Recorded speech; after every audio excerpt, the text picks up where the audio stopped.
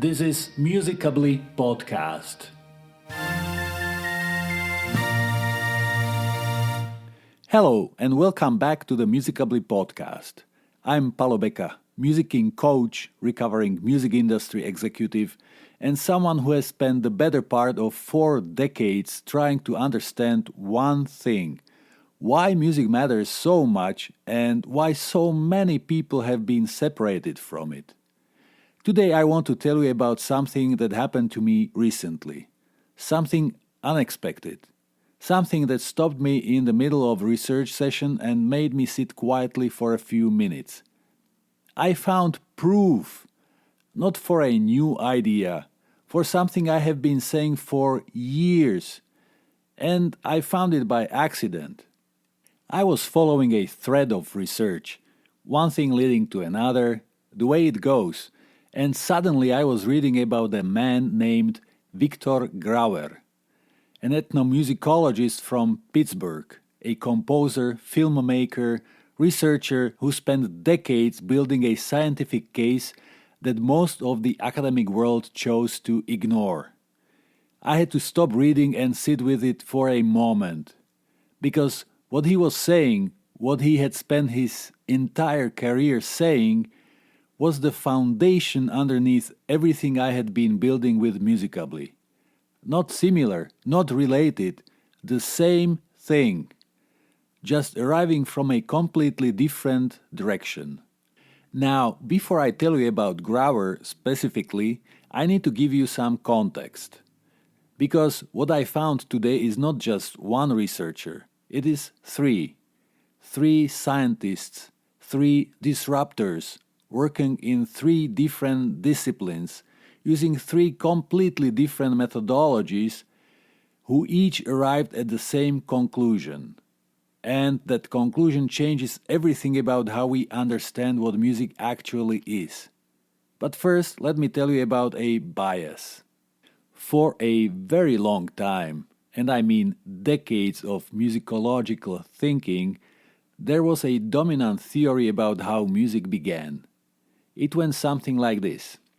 Humans started with percussion, with drums, with sticks, with rocks. Simple rhythmic objects.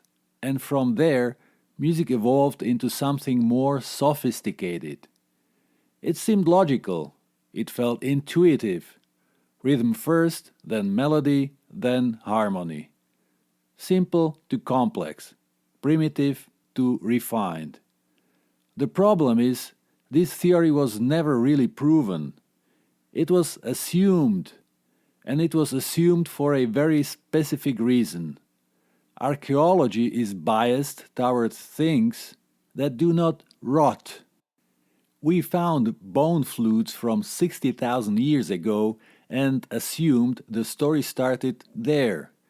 We could not find a fossilized song. We could not dig up a human voice. And so we concluded that the instruments came first. But here is the question nobody was asking loudly enough. What if the voice was always the first instrument? What if it came before everything, before the flute, before the drum, before any object was ever struck against another object to make a sound? Making a drum or a flute takes calories and time. There is a biological cost. Singing is free in terms of resources. From an evolutionary perspective, the body always uses its own hardware before building external software. What if we have been reading the map backwards? 3 researchers independently from completely different starting points say, yes, we have. We are right now standing at the beginning of a major paradigm shift in our understanding of music and human evolution. There are now many more researchers supporting this new theory, but the 3 I'm introducing here are real disruptors. Let me introduce you to them. The first is Steven Mithen. He's a cognitive archaeologist, a professor of early prehistory at the University of Reading in England, and he published a book in 2005 called The Singing Neanderthals. The central argument of that book is one of those ideas that sounds almost too simple until you realize how profound it is. Music did not come after language. Music came first. Not by a small margin, by a long, long stretch of evolutionary time. Before our ancestors had words, before they could argue, negotiate, tell stories, or ask questions, they could hum together. They could call and respond. They could interlock their voices into something larger than any one of them could make alone. Mithen calls this prelinguistic musical communication hum.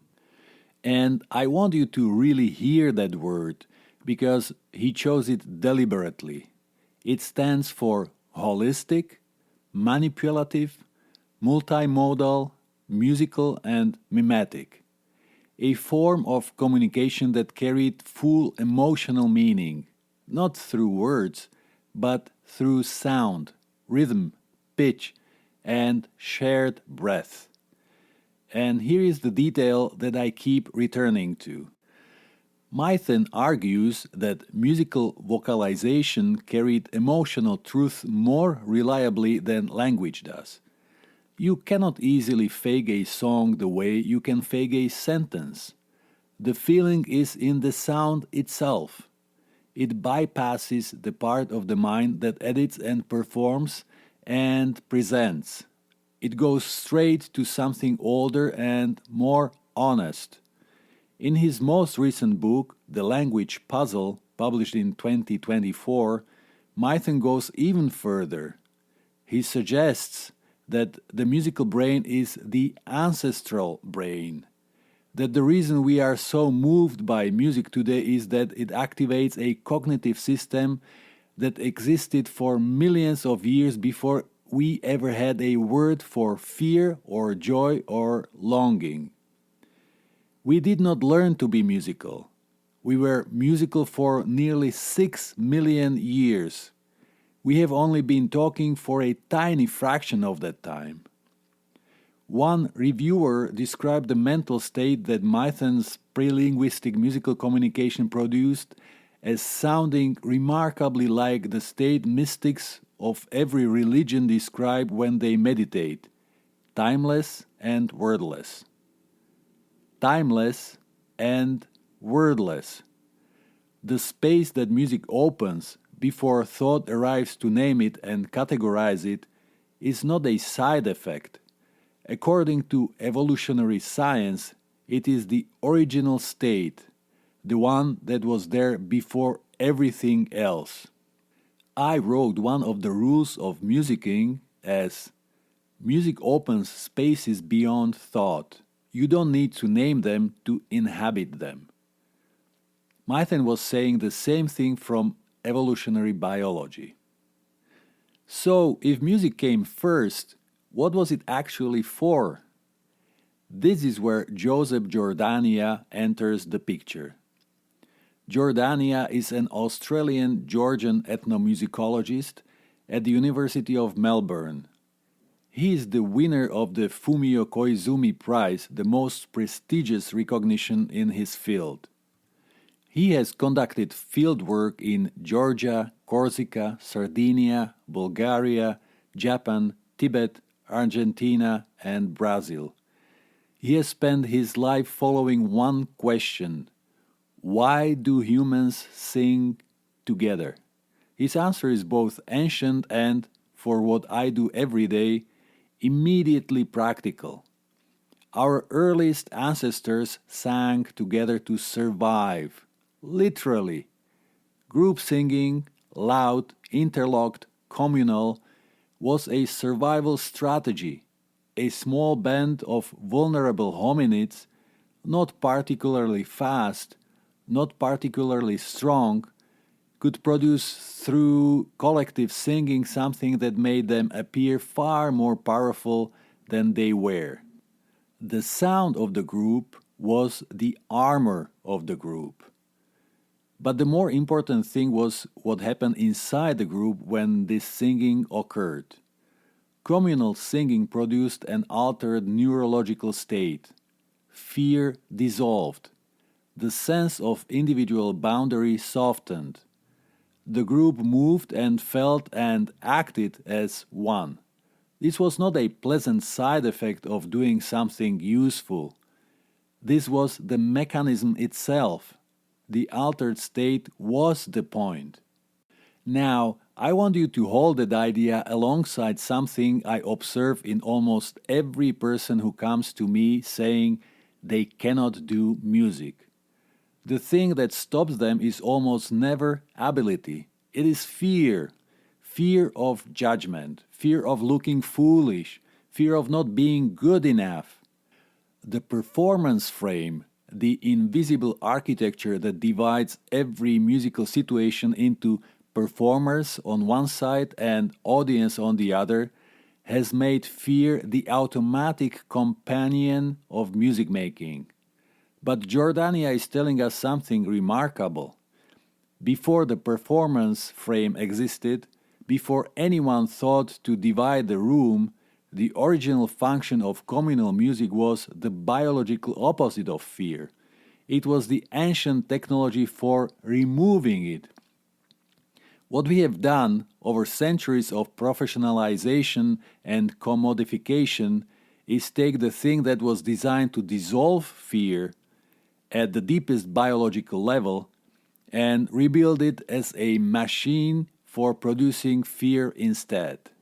We took the thing that was designed to make people feel safe enough to participate and turned it into the thing that makes people sit down and watch instead.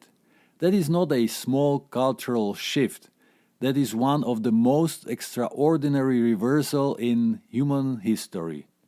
And now back to Victor Grauer, the man I found by accident. In the 1960s, as a young graduate student at Wesleyan University, Grauer began working with the legendary folklorist Alan Lomax. Together they developed a system called cantometrics, a method for coding and comparing traditional music from cultures all over the world.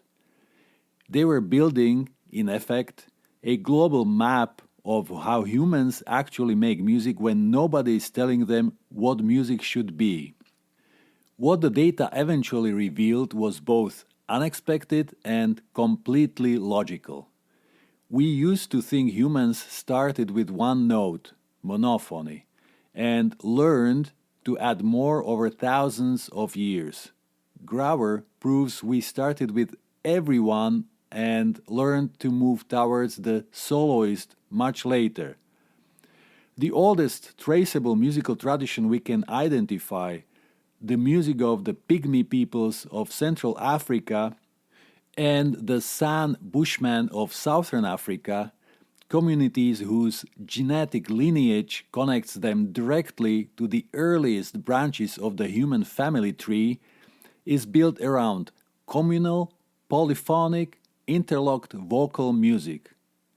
Complex harmonies, polyphony, multiple voices weaving together without a conductor, without a score, without anyone designated as the performer and anyone else as the audience. Everyone sings, nobody watches. What Grauer discovered wasn't just that they sang together, it was how they sang. They used a technique called hocketing. Imagine a melody where you only sing the letter A, I only sing the letter B, and someone else sings C. If any one of us stops, the song breaks. It is a musical structure that makes the individual irrelevant and the group essential. It suggests that our original musical state wasn't just communal, it was perfectly egalitarian. Grauer spent decades building the case that this is not just one musical tradition among many.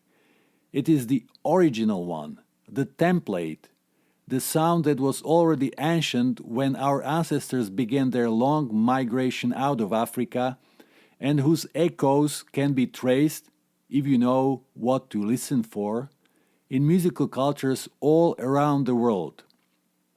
He tried to find a publisher for his work. Nobody wanted it. He eventually published it himself, first as a blog, then on Amazon. Grauer's theory is a direct attack on the great artist theory of music. It's not about the genius composer, it's about the genius collective. The academic world, which had largely turned away from exactly this kind of large-scale comparative thinking with the rise of postmodernism, paid it limited attention. One musicologist, one man in Pittsburgh, building the scientific map of humanity's original music, working largely alone, largely unrecognized. I have since written to him, and he wrote back. I will share more about that when there is more to share. Before I bring this all together, I need to mention one more name. Not because I agree with him, quite the opposite. In 1997, the cognitive psychologist Steven Pinker published a claim that has frustrated musicologists, including myself, ever since. He called music auditory cheesecake, a pleasant byproduct of language and evolutionary accident, essentially useless from a survival perspective. For a long time, this was the dominant view in cognitive science. Music as decoration, music as dessert, something nice but not necessary. Mithen, Jordania, and Grauer are the researchers who stood up and said, "No, the cheesecake theory is wrong. Music is not a topping.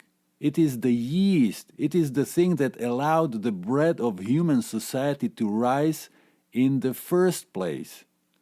3 disciplines, 3 methodologies, 3 independent conclusions arriving at the same place like 3 rivers joining. Music is not a talent some people have and others don't. It is not entertainment. It is not a leisure activity. It is a biological inheritance, older than language, encoded in your genome, shaped by hundreds of thousands of years of evolution into something your body already knows how to do. The oldest music we can trace was made by everyone together. No auditions, no wrong notes, no performers, and no audience. And here is what I find most quietly astonishing about all of this. Mithen points out that the individual human being follows exactly the same developmental path as the species. Every single one of us arrived in the world already knowing how to do this. Before a baby has language, it has music. The first conversation between a mother and a newborn is not made of words, it is made of rhythm, pitch, call and response. Musical to its core. You did not need to learn this once. You already knew it. We did not lose the ability. We were taught to doubt it. That is Mithen's word for the pre-linguistic state, the musical communication that preceded everything else. But I want to offer it to you as a something else today, as an invitation. You do not need to perform. You do not need to be trained. You do not need to be brave in any dramatic sense. You just need to remember that the sound was there before the silence was taught to you. Start anywhere. Your body already knows where. Thank you for listening. I am Palo Beka. This is Musicably, and I will see you in the next episode.